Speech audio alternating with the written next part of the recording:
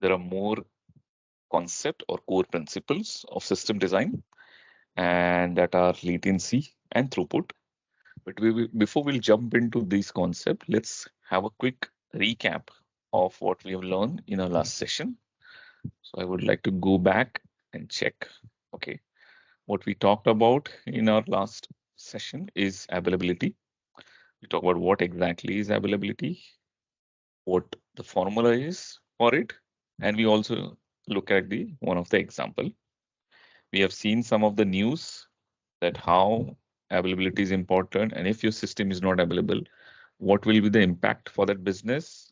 And we have seen some Facebook and Google example that if system is down for even nearly 2 hours, the loss of $3 billion, or for half an hour, $2.3 million. So we have seen that, and we also seen that how usually the availability is measured. It's availability. It's usually called availability in nines, and we have seen, okay, what does it mean by when we call it as 1 9, 2 9, and what will be the downtime for month calculation, as well as we have seen the years calculation, and what are the different strategies that we can use to make our system available. So the goal of our system is make sure that the system is highly available. Okay, so how we can achieve that? By putting some strategies like load balancer, scalability, and all those things. We have seen this, and next topic that we have seen is reliability. We have also seen some of the example with reliability, that how an online store may be available but may not be reliable. So that example we have seen the definition, we have seen our goal is we have to have our system highly reliable with less amount of errors, less amount of security issues. And we also seen that how we measure the reliability by seeing that what is the average time between two failures or multiple failures. So we just check for average time, not the exact time. And we have seen an example, okay, if 300 hours, the system is available and there are 5 failures occur. So what is the average time that we have seen? And we also seen the difference between availability and reliability, because see that is an important aspect, because you should know the system is reliable. That means it is available, but if system is available, it doesn't mean it is reliable. And we have seen an example. I gave my personal experience about car key and all. And there's one more point that I forgot to mention, that along with this now amount of failures or errors or maybe security issues, suppose you are using a YouTube channel where you have your own channel and you are uploading a video to it, or maybe you upload your document to Google Docs or something. And next day, if the document or the video lost, you are not able to see it. So that means even such cases also, if your data is getting lost, then that system is not reliable.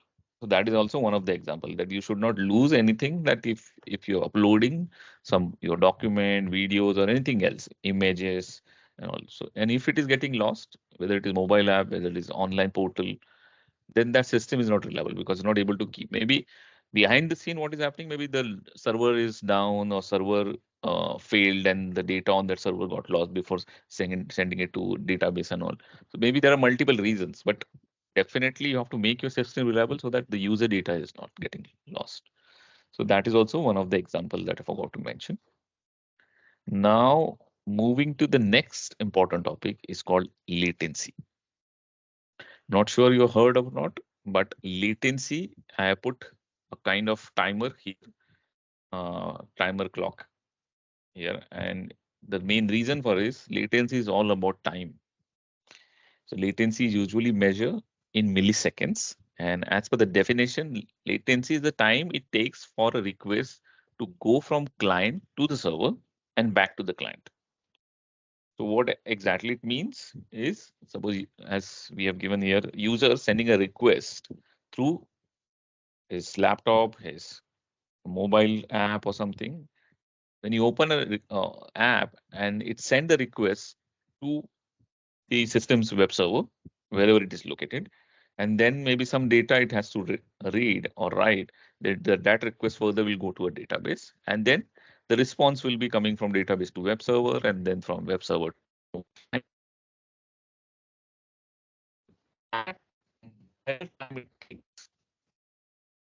that request going from your computer to all the way to database, and from all the way database to back to your own mobile client or laptop client, that entire time is called the latency. So that's why I given this, okay, how much time it took for request to go to web server, maybe 300 milliseconds.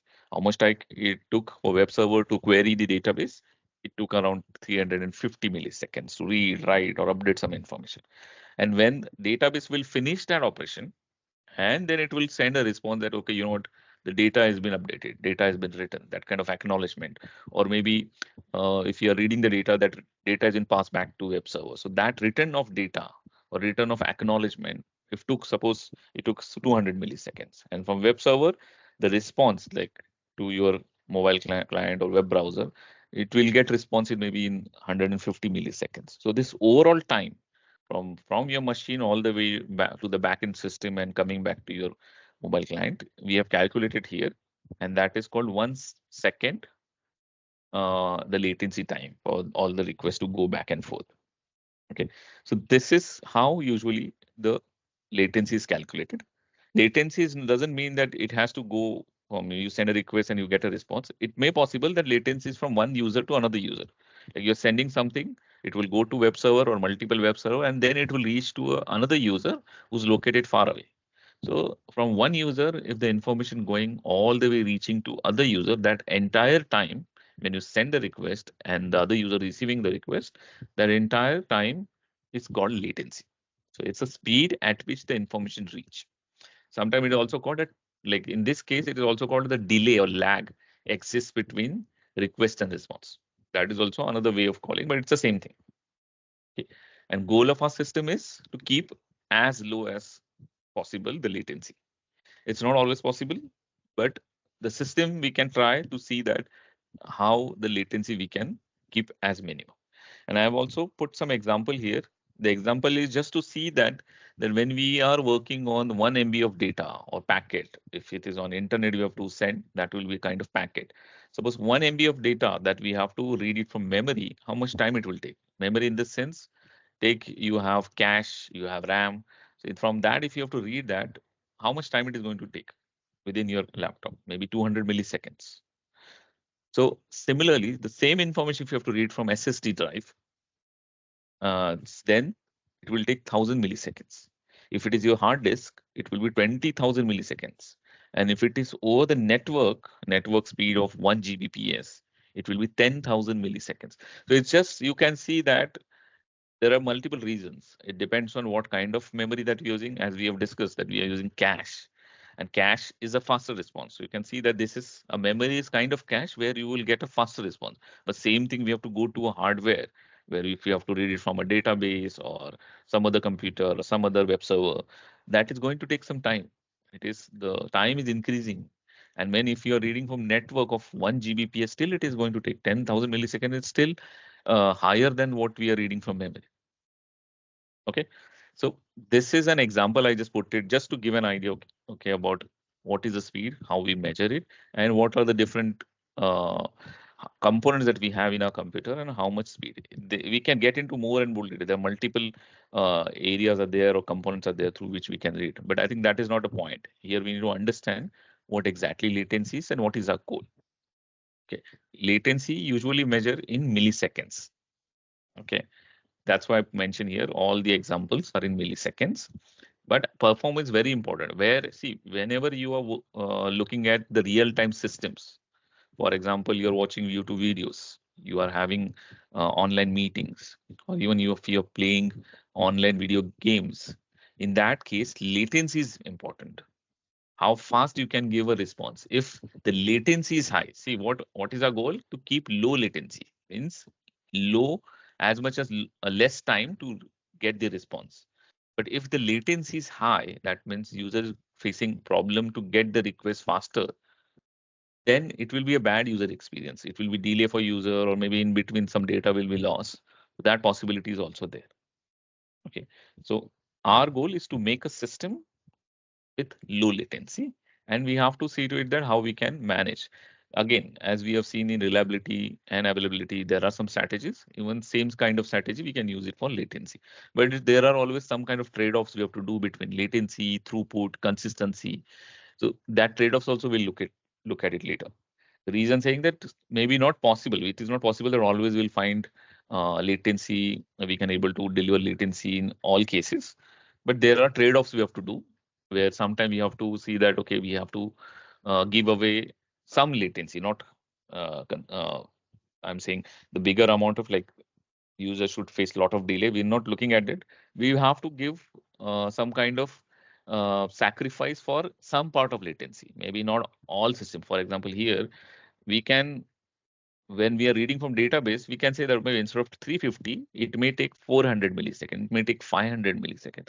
That kind of latency delay is okay. Sometimes it is we cannot able to resolve that because of the different constraint. But that is fine that we will if it is not able to maintain. But overall latency should be maintained properly so that the system is available for the user and user is getting response as early as possible. So any question on this? If not, let's move to the next principle. All right. Second topic is throughput. So what exactly is throughput? So by definition, see, I've seen an image of funnel and also time. So what is the reason it? Throughput is the measure of how many units of information or amount of data that system can process, or on network we can transfer that information from one place to another in a given period of time. If this is not clear, we'll see the example. But what is our goal is to keep high throughput. See, in latency, we try to keep low latency. That is our goal. Low latency means we have to see to it that in less time, we have to transfer information. And for high throughput, we have to see to it that how much information, how much data we can transfer from one location to another location, even in a given time. So here, this example is just showing that, okay, we are sending the request and the request is going to web server and you're getting the response. But here in example, usually the network speed that we call is 200 MB per second or 500 MB per second or sometimes 1 GB per second. So this kind of information is called throughput. Throughput, if you're still not understanding, definitely we'll are going to look at analogy with water pipe. But let's try to understand here is throughput is the data that is transferred, the actual data that is transferred from one location to another location over the network in a given period. So it may confuse, like you have internet service provider who always comes and tell you that, you know what, we have internet speed of 300 Mbps, 500 Mbps or 1 GB Mbps. So it's the same thing here. The measure is same thing, but there is a difference between bandwidth and as well as in throughput. So we'll look at it for sure. But at least at this point of time, just think about it is the actual data going from one location to another location. And that actual data, how much data, actual data, or the amount of data that we transferred, that is the throughput. Okay, so this we need to understand that this is also an important component. Usually it measure in megabyte per seconds, and it is also on the internet. There are multiple factors, even what kind of components are working behind, like what kind of web server you have, what is the system complexity, what are the different uh, places where we have to store this information, what is the capability of network. All these things are necessary to measure this latency and throughput. Okay, because this affect the system. And again, as I mentioned, there are always some kind of trade-off that we need to do when we are designing a system. But I hope this is clear. If even if it's not clear, let's look at one simple example. I'll just give you an analogy of water pipe. So it will clarify all these concepts. So here, what we are looking at a water pipe, I just put one pipe in between, a straight pipe, which has one end and other end on the right hand side. And suppose, just imagine water is flowing through this pipe. Okay. So when water enters from the left hand side and goes out from the right hand side, what happens? Suppose if there is no water initially in the pipe and we start the water and it immediately start flowing through this pipe.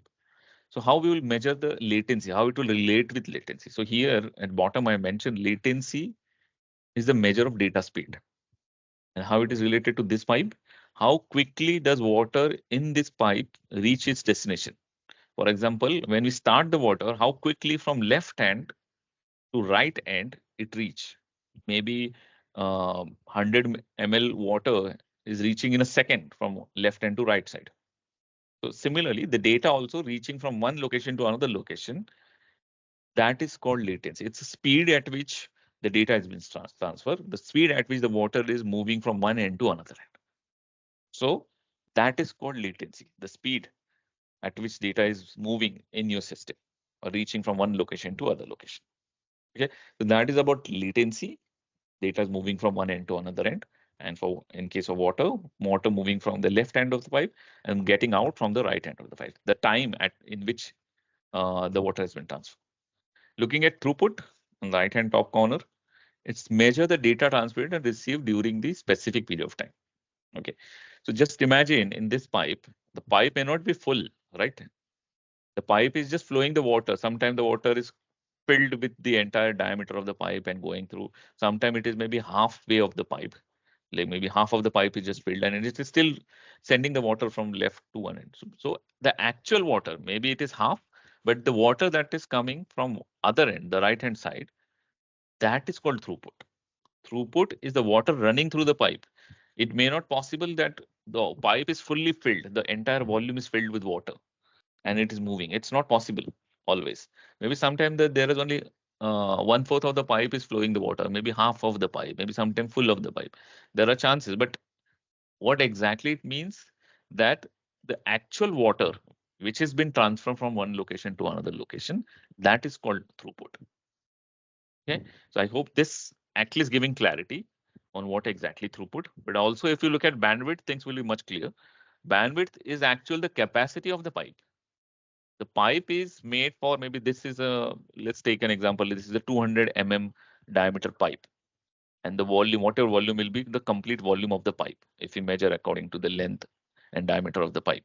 So the bigger the diameter of the pipe is higher the bandwidth. So just imagine whatever volume of this pipe is actual the capacity of the pipe itself. The pipe is made for a certain diameter and certain capacity to flow that water. So that capacity is bandwidth. When they talk about 300, 500 Mbps is actually the whole capacity of the network. Here we are talking about the capacity of pipe. That pipe can transfer this much of volume of water through this pipe. But the throughput is the actual capacity, actual data or water that is transferred through this pipe or transferred to the network.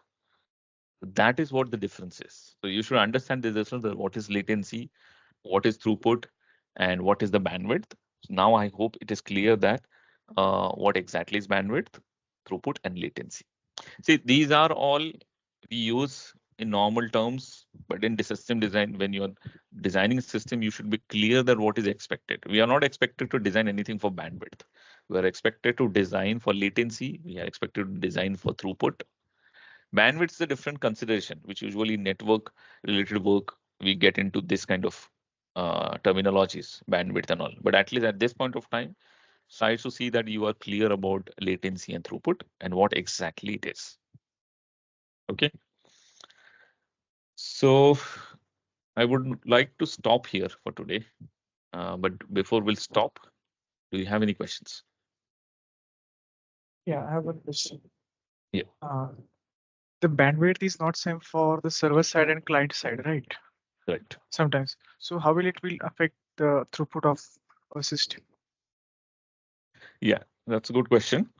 The reason, see, bandwidth is not same because see, at our house, when we have internet, it's a different bandwidth.